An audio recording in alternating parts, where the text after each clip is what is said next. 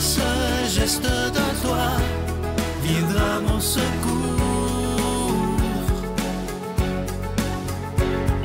Viens semer dans mon âme le grain de l'amour. Je traverse un désert et je meurs de soif. Montre-moi le mystère qui garde la foi.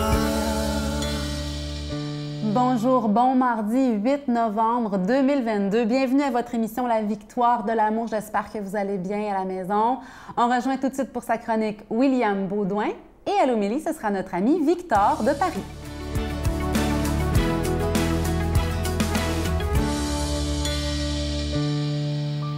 Bonjour à vous, chers amis. J'espère que vous allez bien en cette belle journée. Aujourd'hui, la beauté du jour est une gracieuseté de Christiane Singer et de Jésus dans Luc 24, 21. Je sais que vous vous ennuyez de Christiane Singer, donc aujourd'hui, je voulais vous la faire redécouvrir. Le sujet d'aujourd'hui, c'est l'échec. Alors, je vous lis la beauté du jour et on y revient ensemble. Christiane Singer a écrit, avant de mourir, « Quelle joie j'aurais de vivre et de continuer à bercer le monde avec vous. Mais je ne vois pas l'ombre d'un échec si une autre issue s'ouvre à moi. Tout est vie. Que je vive ou que je meure, tout est vie. » Et l'autre phrase tirée de Luc, « Nous espérions que ce serait lui qui délivrerait Israël. » La discussion sur des disciples d'Emmaüs, que vous connaissez assez bien. Souvent, puis pourquoi je voulais vous parler de l'échec aujourd'hui, c'est que dernièrement, dans le cadre de mon travail que vous connaissez, j'accompagne des gens où j'entends des histoires d'horreur du genre « Elle a perdu son combat contre la maladie. Le cancer l'a emporté. Il a laissé tomber les armes. Il s'est bien battu, mais a perdu la bataille. » On en a déjà parlé dans une chronique précédente, mais je voulais y revenir aujourd'hui spécifiquement là-dessus, sur la conception de ce qu'est l'échec. J'ai l'impression que la mort, la maladie, la fragilité, la vulnérabilité sont vues aujourd'hui dans notre monde comme des synonymes d'échec. Puis je voulais revoir ça avec vous, parce que bon, qu'est-ce qu'un échec? À l'école, c'est de ne pas avoir la note de passage, on s'entend, là, mais en dehors de ce concept-là académique, qu'est-ce que l'échec? Est-ce que c'est à nous? Puis aujourd'hui, j'ai une question dure à vous poser. Est-ce que c'est à nous de juger si notre vie, si une partie de notre vie, si une action qu'on a posée est un échec? Est-ce que nous sommes les juges de ce qui se passe dans nos vies? On peut avoir des idées, bien entendu, on peut s'orienter à l'aide de concepts ou d'idées qu'on a, mais ultimement, est-ce que c'est à nous de juger si notre vie ou une partie de notre vie est un échec? Je vous raconte une histoire assez personnelle. J'ai été longtemps un joueur de hockey jusqu'à mes 18 ans. J'ai été promu assez humblement à un bel avenir dans le monde du hockey. Puis à un moment donné, après un certain temps, force est de constater, la vie, les événements ont fait en sorte que je n'ai pas répondu aux attentes qu'on avait envers moi. Comme on dit dans le monde du hockey, j'étais un flop. Donc on avait de hautes attentes envers moi, puis je n'ai pas répondu à ces attentes-là. Donc sur le coup, je recule d'il y a une dizaine d'années, une quinzaine d'années, sur le coup, c'était un échec pour moi et pour les gens qui m'entouraient, probablement. Ils n'ont pas osé me le dire, mais... Puis avec le temps, avec le recul, aujourd'hui, je regarde ma vie, je regarde tout ça, et je réalise que non, ce n'était pas un échec du tout. C'était la fin, un passage, une transition, une transformation vers quelque chose d'autre. Comme le disait Luc, la vie de Jésus à première vue pouvait avoir l'air d'un échec. Il n'a pas nécessairement livré ce qu'on s'attendait de lui. Mais avec le recul, on ose espérer qu'on ne parle plus ici d'échec. Alors, ne jugeons pas. Laissons le temps faire son œuvre. Je vous souhaite une belle journée. Notre Père qui es aux cieux, que ton nom soit sanctifié, que ton règne vienne, que ta volonté soit faite sur la terre comme au ciel. Donne-nous aujourd'hui notre pain de ce jour. Pardonne-nous nos offenses, comme nous pardonnons aussi à ceux qui nous ont offensés. Et ne nous laisse pas entrer en tentation, mais délivre-nous du mal, car c'est à toi qu'appartiennent le règne, la puissance et la gloire, pour les siècles des siècles. Amen. Je continuerai à croire, même si tout le monde perd espoir. Je continuerai à aimer, même si les autres parlent de haine. Je continuerai à construire, même si les autres détruisent. Je continuerai à parler de paix, même au milieu d'une guerre. Je dessinerai des sourires sur des visages en larmes et je tendrai les bras à ceux qui se sentent épuisés. Oui, je continuerai à croire. Ah, je sais que ce cadeau du mois de novembre, vous l'attendez à chaque année avec beaucoup d'impatience. Ça fait des années qu'on vous le propose. Il s'agit cette année de l'Ange de Noël, collection 2022. Vous le voyez à l'écran. Il est absolument magnifique. Je pense que c'est le plus beau depuis qu'on propose l'Ange de Noël. Il est argenté, orné de petits zircons et il est en épinglette. Je vous rappelle que vous le recevrez avec un don de 25 $ et si vous en voulez deux, avec un don de 40 $ parce qu'on se prépare à faire les cadeaux de Noël, bien entendu. Alors, je vous donne l'adresse, la Victoire de l'Amour, case postale 120, succursale Boucherville à Boucherville, le J4B 5E6, je vous la redonne. La Victoire de l'Amour, case postale 120, succursale Boucherville à Boucherville, le J4B 5E6. Également par téléphone, par carte de crédit du lundi au vendredi de 8h30 à 16h30 dans le 514-523-4433, 523-4433 ou sans frais le 1-888-811-9291, 1-888-811-9291 et aussi sur notre site Internet qui est le www.lavictoiredelamour.org. Et je vous rappelle que par Internet, vous savez que c'est une façon très sécuritaire, rapide et efficace de faire votre don. Je vous rappelle donc ce cadeau du mois de novembre. J'avais hâte de vous le présenter parce qu'il est beau, pas à peu près. L'Ange de Noël, collection 2022. Il est argenté, orné de petits zircons et il est déjà béni. Je vais prendre le temps de vous dire merci de tout cœur de ce que vous faites pour la Victoire de l'Amour parce que sans vous, cette émission-là ne pourrait pas exister depuis bientôt 28 ans, imaginez. 28 ans en février prochain. Alors merci de tout cœur d'être des protecteurs et des protectrices de la foi.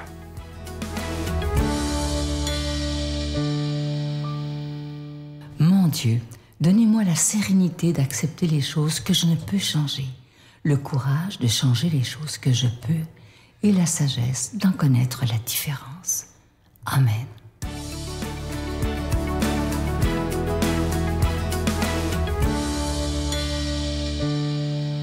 Aujourd'hui, l'Église nous propose de méditer un passage de l'Évangile selon saint Luc.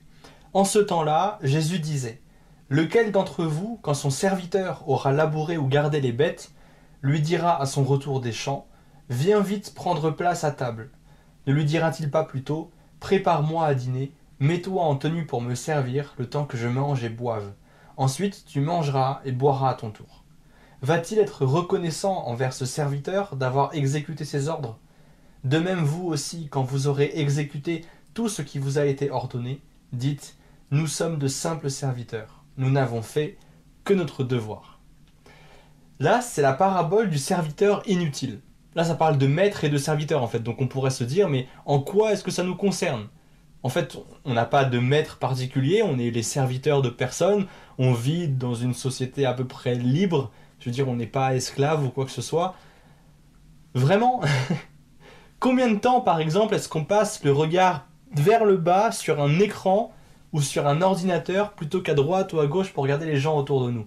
Est-ce que ça, c'est pas une forme de servitude ? Est-ce qu'on n'est pas les serviteurs ou les esclaves, carrément, d'une relation qui est mauvaise, qui nous emprisonne ? Est-ce qu'on ne sert pas à quelque chose involontairement ? Et en fait, même en tant que chrétien, on peut servir volontairement. En fait, on a choisi d'être les serviteurs de Dieu. Donc en fait, si on est tous les serviteurs de quelque chose ou de quelqu'un, nous, on a choisi d'être le serviteur ou les serviteurs du plus grand maître. Et pour ça, ça veut dire qu'on peut faire plein de choses. Prier, servir, évangéliser. La mission est hyper large. Et c'est bien, il faut faire ça. Enfin, c'est comme ça qu'on est chrétien, en vivant notre foi, en acte. Sauf que trop souvent, on s'attribue tous les mérites de ce qu'on fait, de nos résultats, et on devient orgueilleux. Ou alors, nos actions, simplement, nous rendent un peu trop fiers, et puis ça déborde. Ce qu'on fait, on aimerait que ça serve, oui, évidemment, on aimerait qu'on nous soit reconnaissant. On aimerait voir le fruit de notre travail, c'est normal. Mais parfois, ça va trop loin, et là, on est ramené à notre propre inutilité, en un sens. à notre humilité, celle qu'on devrait avoir. C'est en servant qu'on vit notre foi. Et ça a des résultats, et ces résultats-là sont bons. On doit travailler pour Dieu.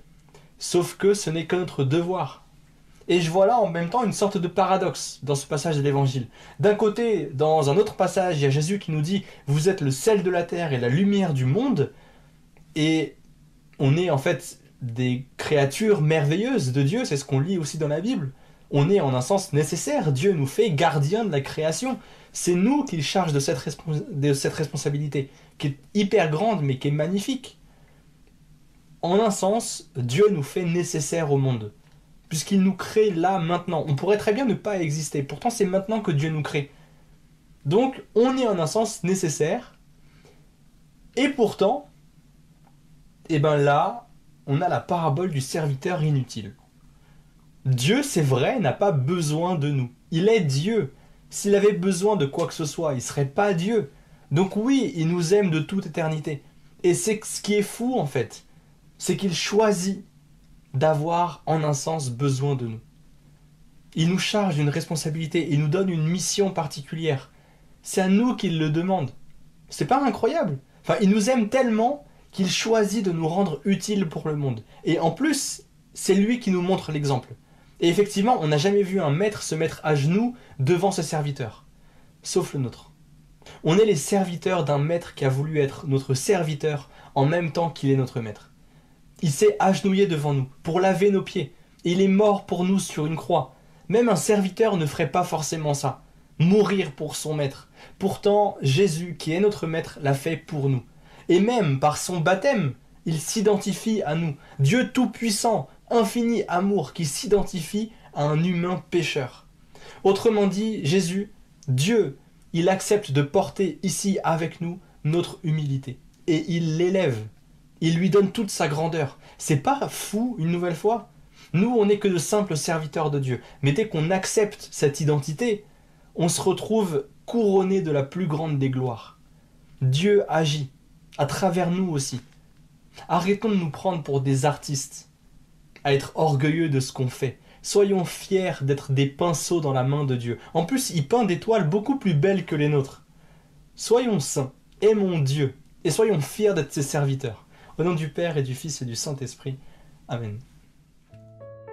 Je vous salue Marie, pleine de grâce. Le Seigneur est avec vous. Vous êtes bénie entre toutes les femmes, et Jésus, le fruit de vos entrailles, est béni. Sainte Marie, Mère de Dieu, priez pour nous pécheurs, maintenant et à l'heure de notre mort. Amen.